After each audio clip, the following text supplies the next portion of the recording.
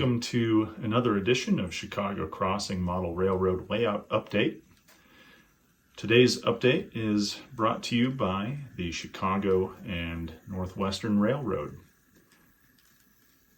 a classic in the Chicago story. Nowadays, it is the Union Pacific, after absorbing other fallen flags, including the Rock Island Railroad, certainly absorbing a bunch of their rail cars. Well, the biggest new thing on the layout has been to begin the process of detailing and integrating this bakery building into the layout as a whole. Now, there were a couple of different issues with this building, and I very briefly alluded to them in previous videos, but I'll take a little bit of time to just sort of rehash some things. So first off, this is that Walther's Hardwood Furniture Company. It models a fairly prototypical, industrial building that you can use for just about anything, and that's great. In this case, this building is actually made skinnier. A lot of folks will take these buildings because they're so much of a grid, and they'll actually foreshorten them. That's what I did on this side. Normally there'd be 4 windows across. In this case, there are 3. And that's easily done by simply rejoining everything on the inside with a styrene strip and just making sure that all of those panels were cut with precision.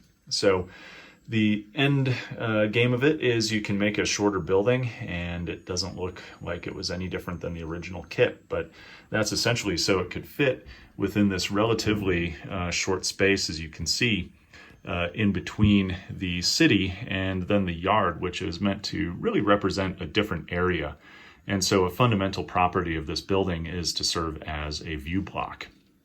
So it does justice to that. As you can see on the other side, it's essentially just more windows and facade. And, I'll put in a stairway or something like that.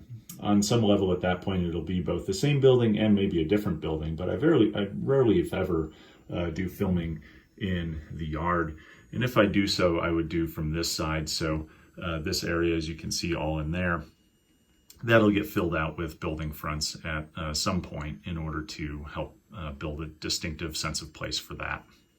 But let's talk a little bit more about this building. So first off, originally this entire siding was actually just an interchange siding with 2 tracks.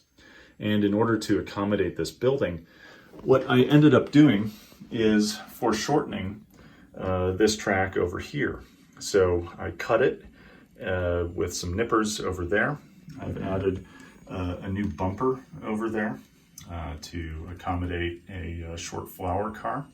And I also got this 3D printed flower silo set. That is a Shapeways building.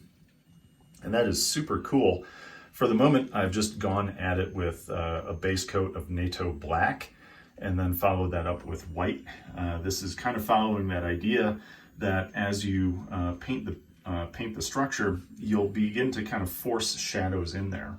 And I also kept, with the airbrush, kept the tops essentially a lighter color, or a darker color, I should say. And I've been hand painting in the rails, and I'll hand paint in other details as it goes. So that provides the use of this relatively shorter track. And then the longer track over here is the boxcar track. So that is either for boxcar deliveries of specific dry goods or for shipping away things that were actually made in the bakery itself. So that is the basic idea of the track layout. What I've always loved about this building is this interior sort of loading bay with 2 garage doors or 2 overhead doors that lift and could accommodate, in the old days, 2 40-foot boxcars side by side. With longer boxcars in the modern era, you can't quite use that in the same way. So that's fine. You can use one or the other and it still looks good. But what's great about these loading bays is they are both an area where you can accumulate trash, and that's kind of exciting, or it's also an area where you accumulate overgrowth on the outside. So here's what I did in order to build this up. First off, I used fencing that I got from a Walther's kit. And that was just a Walther's fencing kit. So what it contains is actually distinctive from the gold medal models stuff that I used before. It actually just contains some wire mesh, and it contains some plastic poles, which I don't find to be particularly realistic. But in this case, what would happen is, in order to prevent access from trespassers into the loading bay, is essentially the folks in the building just took the fence and rolled it out, and because it's galvanized fencing, and just stretched it in between the columns. So that doesn't require either a top piece, although I can put one in later if I so choose with some brass rod, or you just kind of leave it as is. And you know, nobody really likes to climb a fence where you have these sort of things that would be poking out at you. So that's actually, you know, kind of useful here. Now, galvanized fence over time does actually rust. And so what I wanted to do was to create the impression of a really deeply weathered and rusty fence that's sort of that if you climbed, you'd probably just end up with lockjaw from getting stabbed by the bits. Now, how this all ended up working out is, first, I took the fence and similar to the gold medal, because this is actually a metal fence, is I sprayed it down with dull coat in order to create some tooth for paint to stick. And then I came at it via airbrush with NATO black. And what that did is it really darkened down that shiny color. Again, fences don't really shine in the way that that there's some sort of raw metal. Galvanized steel is a little bit more of a gray. And at that point, what I did is, instead of doing my usual approach to spray kind of a gray blue from Vallejo on top, I actually just sponge painted the fence with dark rust and light rust. These are both Vallejo paints. And what that did is a couple of different things. One is it creates little spots and patches of different colors of rust. And the second is the sponge, even in some areas, just sort of, you know, took away a little bit of the NATO black, and that just gives it a little bit of variety, as if some pieces of the fence are maybe peeling or shining in the sun or something like that. Now, the other component of this was essentially this exterior area. And my vision for that was always to have it really overgrown. You know, the business doesn't care what's happening outside of its property. It's a tiny little parkway. And so other than just keeping the signage and street lamps clear, which is a city job, this would just be allowed to grow almost feral. And, you know, what I did is I took a couple of different types of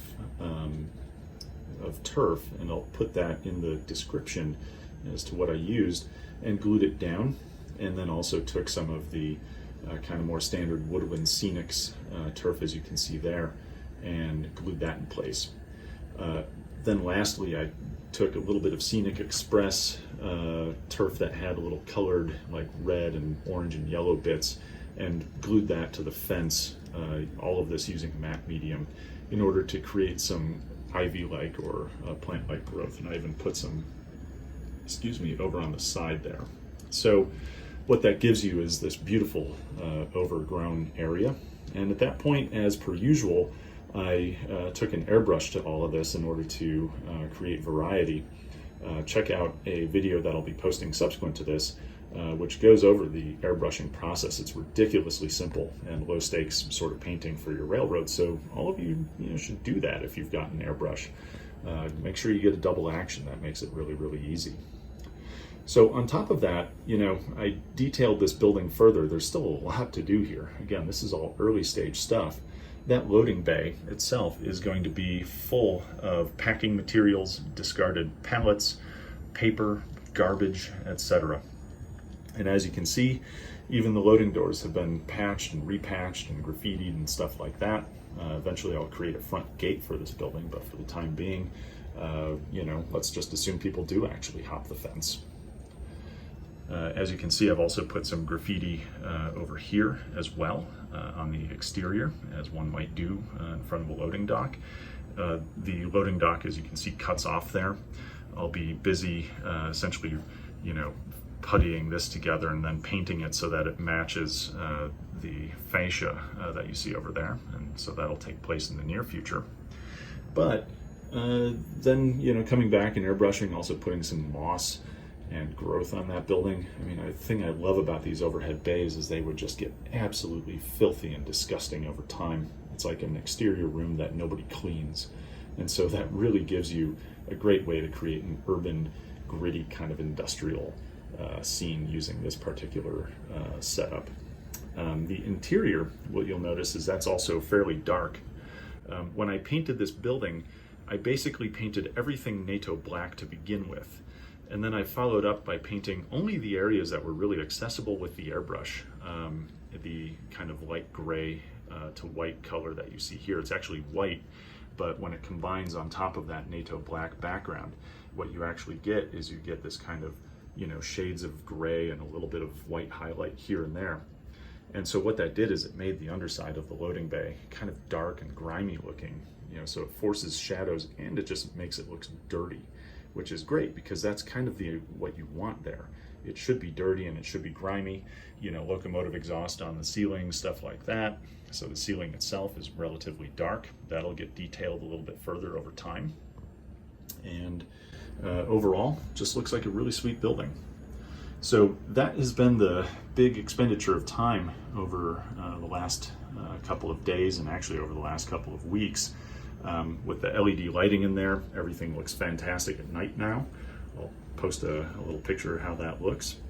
And altogether, not bad, even just for a couple of days. So that's all for this edition of Chicago Crossing Model Railroad Layout Update. Hope to see you soon and enjoy your Labor Day weekend.